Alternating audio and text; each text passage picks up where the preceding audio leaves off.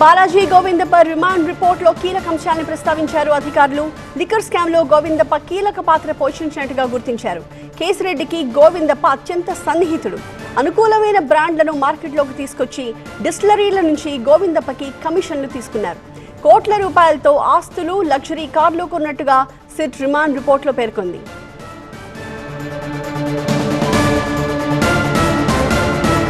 దీనికి సంబంధించి మరింత సమాచారం మా ప్రతినిధి వసంత్ అందిస్తారు. వసంత్, రిమాండ్ రిపోర్ట్లో ఇంకా ఎటువంటి కీలకమైన సమాచారం ఉంది?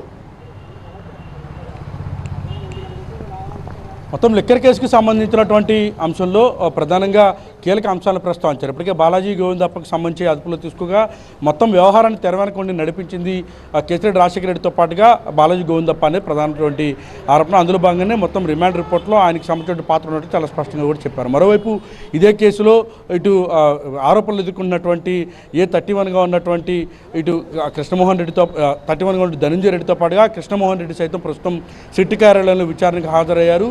ఈ కేసులో ఇప్పటికే విచారణ సహకరించాలంటూ చాలా స్పష్టంగా సుప్రీంకోర్టు చెప్పింది.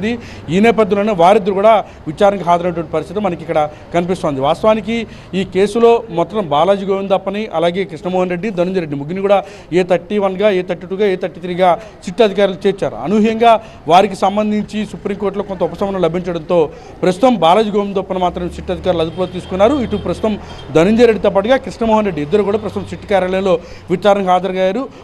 సుప్రీంకోర్టు ఉపశమనం కల్పిస్తూ చాలా స్పష్టంగా కొన్ని డైరెక్షన్స్ కూడా ఇచ్చింది. విచారణకు హాజరు కావాలి, ఎప్పుడు పిలిచినా కూడా విచారణకు సహకరించాలని కూడా స్పష్టం చేసినటువంటి నేపథ్యంలో ప్రస్తుతం సిట్ కార్యాలయానికి విచారణకు అయితే వీరిరువురు కూడా హాజరయ్యారు. ప్రస్తుతం సిట్ కార్యాలయంలో విచారణ జరుగుతుంది. తమ న్యాయవాదులతో కలిసి ప్రస్తుతం వారిద్దరు కూడా విచారణ కాదు. మరోవైపు బాలాజీ గోవిందప్పని ప్రస్తుతం కోర్టులో హాజరుపరిచారు. ఆయనకు సంబంధించి రిమాండ్ రిపోర్ట్లో చాలా కీలక అంశాలు ప్రస్తావించారు.